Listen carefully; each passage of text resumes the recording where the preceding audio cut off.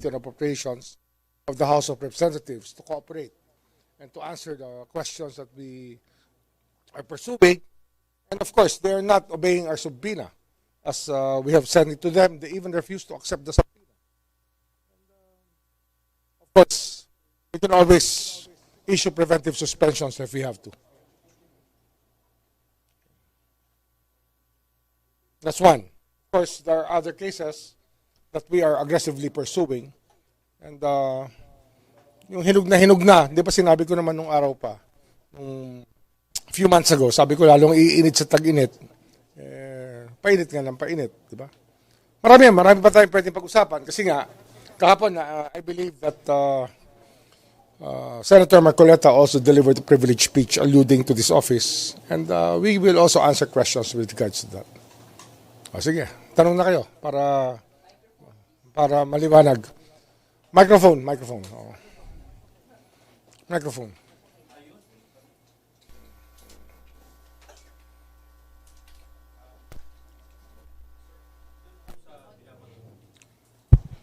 Hello. Ayan. Doon po sa binabanggit nyo na sabi nyo nga iinit sa Lalong iinit sa tag-init. Nangyari?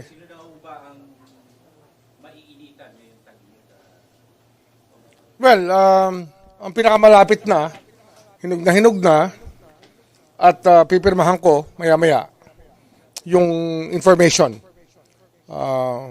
against Senator Jinggoy Estrada. Information to be filed with Sandigan Bayan in the soonest possible time. Hopefully Thursday. We will file it first thing in the morning by Thursday. Plunder and other related offenses. Flood control, yes.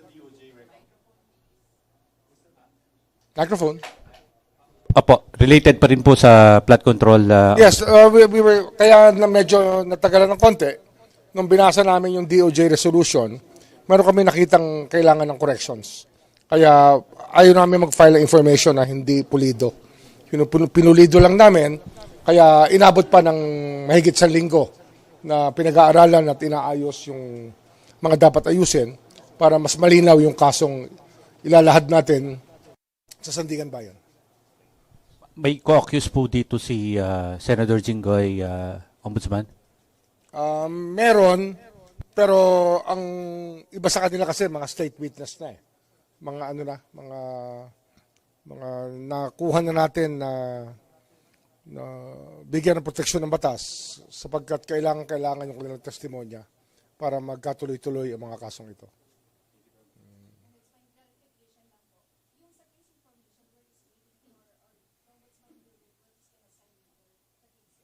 Yes.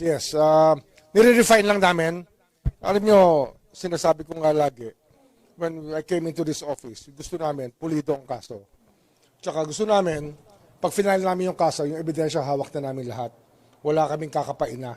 Talagang dire-diretso natin ilalahad yan. Kasi ang problema nga, historically, sa cases ng ombudsman sa Sandigan Bayan, marami inaabot ng 15 taon kasi nga nagkakaroon ng problema sa ebidensya at saka sa mga dilatory tactics. Kaya iniuna namin yung ebidensyang ilalahad namin para pag nag-file kami, ready na kami. At malamang, hingin namin dito continuous trial para mailatag namin ang kaso in less than 1 year.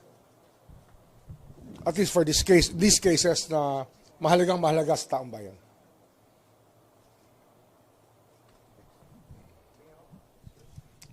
Of course, hindi lang man Senator Jinggoy, meron pa kaming tinatapos rin at talagang madaling panahon, mapafile na rin namin yung kay Senator Joel Villanueva. Yan ang isang hinog na rin, ngunit kinakailangan kasi puliduhin ang gusto yung pagkakalahad ng impormasyon at ng ebidensya na kasama nito. Plunder rin. Sir, dun po kay Senator Jinggoy, can you just illustrate yun pong naging scheme? Bakit po plunder? Because last time that we had a press conference, medyo Malversation and plunder both come in. But we think that it's about time that the courts revisit the doctrine of plunder, especially the Supreme Court. should revisit the doctrine of plunder, since it was there was a ruling that was not in the law, actually, if you look at it. As an academician, if you look at the plunder law, and then what was written in the Supreme Court decision before, there was some exaggerated requirements that were not there in the law that has to be revisited. Or otherwise, it's going to become a dead law. And we don't think that that was the intent of our legislature. Tingin namin, hindi naman ito sinulat para hindi magamit sa paghahabol ng mga taong nagkaroon ng pagkakasala sa batas o sumala sa batas. So yung pong kay Senator Villanueva, anong timetable? Mga ilang weeks po kaya yan bago mabagsak sa puno? Baka 2 linggo pa. 2 linggo pa. Painit ang painit yan eh. Marami pa kaming hinahanda na ibang kaso at basta dahan-dahan ilalatag namin yan ng sunod-sunod. Pero yung 2 muna ngayon, tapos meron pa kaming ibang mga. Siyempre, pinapresurin natin yung sa Congress, yung sa House. Kung ganun din ang attitude ng Committee on Appropriations, baka naman baka maniwala na sila pag finala na namin yung ibang mga congressman. Kasi marami rin kaming nakahanda na para sa mga congressman. Sir, konti muna, no? Sir, i-segue ko na sa sinabi ni Senator Marcoleta na parang iniisa-isa yung mga majority senators. Now you have Jinggoy and then si Senator Joel and then some others. Yesterday he said... I do not want to get into the political mix of it kasi ito napakalinaw naman yung kaso niya. Napakalinaw. Yung lahat ng ebidensya nito galing din sa kanya. Sa sinasabi niya sa COMELEC, sa mga kanyang pag-amin. Hindi naman ito invento eh. Pati kayo, alam nyo yan. Yung mga footages niyan, napanood nyo lahat yan sa Net25 at sa iba't iba pa mga istasyon kung saan sinasabi niya nga na ginastos niya pa nga yung pera eh. Ginastos niya. Di ba? Inangkin niya, ginastos niya at tila walang pag-aalinlangan sa kanyang gawain. Pero ito, papasok talaga sa batas. Papasok siya. With regard to the other senators. Plunder din yan. That's true. With regard to the other senators, or sa majority, si Senator Jinggoy, Senator Joel, and mga iba pa na in the future. Baka sinasabi meron pa kami mga pinag-aaralan na mabibigat na kaso. Hindi kasi madaling maglatag ng kaso, tandaan nyo yan. Pagka ang kalaban mo, maraming pera, tapos may kapangyarihan, at matagal na nandyan, hindi madali. Ito talaga, dinadahan-dahan namin, iniingatan namin ang pagkalap ng ebidensya sapagkat one shot lang to eh. Hindi mo naman pwedeng araw-arawin yan. Mabibigat na tao yan. Hindi naman to mga ordinaryong mamamayan. Ito talaga mabibigat na tao. Mabibigat na tao. Pero sir, hindi sila sinisingle out yung majority. Hindi nyo pinapahirap. Hindi. Ano yan? Ang trabaho ng ombudsman, lahat eh. Ngayon, marami ako pinirmahan ng preventive suspension sa mga mayors. Andyan, Odo Dante ngayon, pinirmahan ko rin sa mga mayors within the whole country. Marami kami pinirpaso na kaso dito.